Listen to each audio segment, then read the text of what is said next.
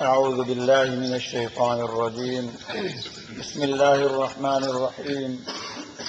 ذلك الكتاب لا ريب فيه هدى للمتقين الذين يؤمنون بالغيب ويقيمون الصلاة ومما رزقناهم ينفقون والذين يؤمنون بما أنزل إليك وما أنزل من قبلك وبالآخرة هم يوقنون أولئك على هدى من ربهم وأولئك هم المفلحون. پہلی آیت کا ترجمہ تو کل ہو گیا تھا کہ یہ کتاب ایسی ہے کہ اس کے اندر کسی قسم کا کوئی بھی شک و شبہ نہیں، اور یہ کتاب متقی، اللہ سے ڈرنے والوں، گمراہی سے بچنے والوں کے لیے ہدایت ہے. متقین کی آگے چند صفات اللہ پاک ارشاد فرما رہے ہیں کہ متقین کی کیا صفات ہوتی ہیں. پہلی صفت یہ بیان کی الذین یؤمنون بالغیب. متقی وہ لوگ ہیں جو بن دیکھے ایمان لاتے ہیں. بن دیکھے نبی علیہ الصلوۃ والسلام نے جو کچھ فرما دیا، اللہ پاک نے قرآن مجید میں جو کچھ فرمایا، نبی پاک صلی اللہ علیہ وسلم نے جو کچھ فرمایا، ماضی کے بارے میں اور مستقبل کے بارے میں، دنیا کے بارے میں، جنت کے بارے میں جو کچھ بھی فرمایا، اس پر بن دیکھے یہ لوگ ایمان لاتے ہیں. اور بن دیکھے ایمان لانا ہی معتبر ہے. دیکھنے کے بعد ایمان لانا معتبر نہیں ہوگا. قیامت کے دن ہر انسان وہ ساری حقیقتیں دیکھ لے گا جو اللہ پاک نے ارشاد فرمائی ہیں اور جو نبی پاک صلی اللہ علیہ وسلم نے ارشاد فرمائی ہیں. اس وقت مشاہدہ ہو جائے گا. اس وقت تو ہر انسان کہے گا اللہ میں مانتا ہوں، مجھے دوبارہ زندگی دے دو دنیا کی، میں اب نیک اعمال کروں گا. لیکن اس وقت کا ماننا معتبر نہیں ہوگا، کیونکہ وہ تو دیکھا ہوا مانا ہے. جیسا کہ فرعون کے بارے میں آتا ہے کہ فرعون بھی مرتے وقت کلمہ پڑھ رہا تھا، کیونکہ انسان جب مرنے لگتا ہے، نزع کی جب کیفیت ہوتی ہے تو اس وقت بھی آخرت کے کچھ حالات منکشف ہو جاتے ہیں، آنکھوں کے سامنے آ جاتے ہیں. فرشتوں کا آنا، آخرت کے کچھ حالات منکشف ہو جاتے ہیں. اس وقت بھی جو ایمان لائے گا اس کا بھی ایمان معتبر نہیں ہوگا. لم یکن ینفعہم ایمانہم لما رأوا بأسنا.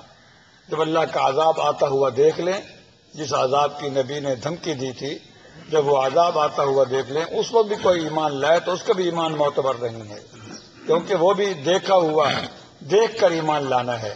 تو ایمان وہی معتبر ہے جو بن دیکھے ہو، اللہ پاک کی خبر کی بنیاد پر، نبی پاک صلی اللہ علیہ وسلم کی خبر کی بنیاد پر. نبی پاک صلی اللہ علیہ وسلم نے جو کچھ ارشاد فرما دیا اس کو مان لینا. بعض اوقات ہمارے بھی ساتھی کہتے ہیں ان کو کوئی بات بتائی جائے نا، بھائی نبی پاک صلی اللہ علیہ وسلم نے یوں فرمایا، کہتے ہیں میری عقل میں نہیں آ رہی. تیری عقل میں نہیں آ رہی، نبی نے فرما دیا، اسی پر ایمان لانا ہی معتبر ہے. پھر اگر اس کو بار بار سمجھایا جائے، کہتا ہے میری عقل میں آ گئی، تو اس نے عقل کی مانی ہے، نبی پاک صلی اللہ علیہ وسلم کی خبر کی نہیں مانی. اس لیے اپنے آپ کو بالکل سر خم تسلیم کر دینا. جیسے کہ فرمایا کہ اسلام کا معنی یہی ہے کہ اپنے آپ کو سپرد کر دینا.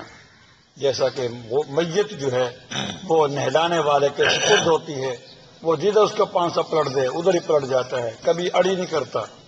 تو یہ ہے ایک مسلمان کی شان چاہیے. تو بہرحال متقی حضرات کی پہلی صفت یہ ہے کہ وہ بن دیکھے ایمان لاتے ہیں، اور دوسری صفت یہ ہے وہ یقیمون الصلاۃ، اور وہ نماز قائم کرتے ہیں. علماء فرماتے ہیں کہ یقیمون الصلاۃ فرمایا نماز قائم کرتے ہیں، یوں نہیں فرمایا یصلون نماز پڑھتے ہیں. اس بات کو اشارہ کرنے کے لیے کہ نماز وہ معتبر ہوتی ہے جو اس کے فرائض، واجبات، سنن، مستحبات، آداب اور خشوع و خضوع کے ساتھ پڑھی جائے. ایسی نماز ہونی چاہیے جس کو ایسی نماز نہ ہو جو صرف فارمیلٹی پوری کرنی ہو، بلکہ نماز ایسی ہو جو اللہ کا حکم سمجھ کر پڑھا جائے. ایسے بھی میں سب سے بڑے بادشاہ کے دربار میں حاضر ہوں انتہائی توجہ اور خشوع و خضوع کے ساتھ. جب انسان کو پتا ہو کہ میرا استاد مجھے دیکھ رہا ہے پھر اس کی کیفیت اور ہوتی ہے.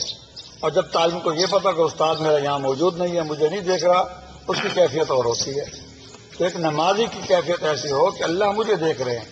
بلکہ احسان تو یہ فرمایا کہ تو یہ خیال کر کہ تو اللہ کو دیکھ رہا ہے، ایسی کیفیت پیدا کر. اور اگر ایسی کیفیت نہیں ہے تو کم از کم یہ کیفیت ہونی چاہیے، یہ تو خیال ہونا چاہیے کہ اللہ تجھے دیکھ رہے ہیں. جب یہ یقین اور تصور ہوگا تو پھر یقیناً وہ اس کی نماز کے خشوع و خضوع ہوگا۔ فرمایا کہ نماز قائم کرو، اس کے فرائض، واجبات، سنن، مستحبات، آداب کا خیال کرو اور مکروہات سے بچو، اور خشوع کے ساتھ پڑھو۔ اور تیسری صفت متقی حضرات کی یہ بیان فرمائی، وَمِمَّا رَزَقْنَاهُمْ يُنْفِقُونَ، ہم نے ان کو جو کچھ دیا ہے اس میں سے خرچ کرتے ہیں۔ جو بھی اللہ یہ ذہن ہم نے دیا ہے، پہلے تو یہ ذہن بننا چاہیے کہ یہ جو میرے پاس ہے کوٹھی کاروں اور جائیداد اور کاروبار کی شکل میں، یہ میرا نہیں ہے، یہ اللہ کا دیا ہوا ہے، یہ اللہ کا دیا ہوا ہے۔ تو پھر جب اللہ کا دیا ہوا یہ یقین ہوگا یہ اللہ کا دیا ہوا ہے، تو اس کے چھن جانے پر، اس کے راستے میں خرچ کرنے پر ذرہ برابر بھی تکلیف نہیں ہوگی۔ تکلیف سب ہوتی ہے، اب انسان کہتا ہے یہ تو میری کمائی ہے، اللہ کا دیا ہوا ہے، یہ میرے زور بازو سے میں نے کمایا ہے۔ یہ فرعون کی، یہ قارون کی سوچ ہے، یہ مسلمان کی سوچ نہیں۔ تو بہرحال وہ خرچ کرتے ہیں اس میں سے جو ہم نے ان کو دیا، جو بھی ہو۔ اور پھر خرچ کرنے کی 3 شکلیں ہیں، ایک تو فرض ہے جیسا کہ زکوٰۃ اور عشر ہے، اور ایک واجب ہے جیسے صدقہ فطر ہے، اور بعض رشتہ داروں کے پر خرچ کرنا بھی واجب ہوتا ہے، اور ایک مستحب اور نوافل کی شکل، نفل کی شکل میں ہے، نفلی صدقہ خیرات وغیرہ جو انسان کرتا رہتا ہے۔ تینوں طرح سے خرچ کرتے رہنا چاہیے، زکوٰۃ و عشر کے ساتھ ساتھ صدقات واجبہ بھی، اور اس کے ساتھ صدقات نافلہ بھی کرتے رہنا چاہیے۔ صدقہ جو ہے وہ بلا کو رد کرتا ہے، لٹاتا ہے، دور کرتا ہے۔ اور آگے یہ صفت بیان فرمائی متقی حضرات کی 4تھی صفت، والذین یؤمنون بما انزل الیک، یہ وہ لوگ ہیں جو ایمان لاتے ہیں اس چیز پر بھی جو آپ کی طرف نازل کی گئی، قرآن مجید پر جو چیز آپ پر نازل کی گئی ہے اس پر بھی ایمان لاتے ہیں، وما انزل من قبلک، اور اس چیز پر بھی ایمان لاتے ہیں، اس کتاب اور صحیفوں پر بھی جو آپ سے پہلے اتاری گئی ہیں، جیسے ابراہیم علیہ السلام کے صحیفے تھے، موسیٰ علیہ السلام کے صحیفے تھے، تورات، زبور، انجیل، ہر چیز پر ایمان لاتے ہیں۔ قرآن مجید کے اندر تو چند کتابوں کا، چند صحیفوں کا ذکر ہے، اس کے علاوہ بھی انبیاء علیہ السلام پر صحیفے نازل کیے گئے۔ تو مسلمان جو ہے وہ سب پر ایمان لاتا ہے، سب رسولوں پر ایمان لانا ضروری ہے، اور سب کتابوں اور سب صحیفوں پر ایمان لانا ضروری ہے۔ جیسے دوسری جگہ ارشاد فرمایا، لا نفرق بین احد من رسلہ، ہم کسی رسولوں کے درمیان ہم تفریق نہیں کرتے کہ بعض رسولوں پر ایمان لائیں، بعض پر ایمان لانا، ہم تو سب پر ایمان لاتے ہیں۔ اور ہر نبی پر ایمان لانا اور ہر کتاب پر ایمان لانا یہ ایمان کے لیے ضروری ہے۔ وہی ایمان معتبر ہوگا جس میں سب نبیوں پر بھی ایمان ہو، سب کتابوں اور سب صحیفوں پر بھی ایمان ہو۔ اگر کسی ایک نبی کا بھی انکار کر دیا تو اللہ پر ایمان لانا بھی معتبر نہیں ہوگا، اس کی کوئی حیثیت نہیں ہوگی۔ الحمدللہ مسلمان ہر نبی پر ایمان لاتے ہیں۔ یہ وہ فکر کریں جو بعض نبیوں پر ایمان لاتے ہیں اور بعض نبیوں پر ایمان نہیں لاتے۔ وبالآخرۃ ہم یوقنون، اور 5ویں صفت یہ بیان فرمائی کہ اہل تقویٰ جو ہیں وہ آخرت پر یقین رکھتے ہیں، ان کا پورا یقین ہے کہ مرنا ہے اور مرنے کے بعد دوبارہ زندہ ہونا ہے اور حساب کتاب ہونا ہے، اور یہ آخرت کا یقین، آخرت کی فکر، خوف خدا، یہی انسان کو جو ہے وہ راہ راست پر لا سکتی ہے، اس کے علاوہ کوئی اور طریقہ نہیں ہے۔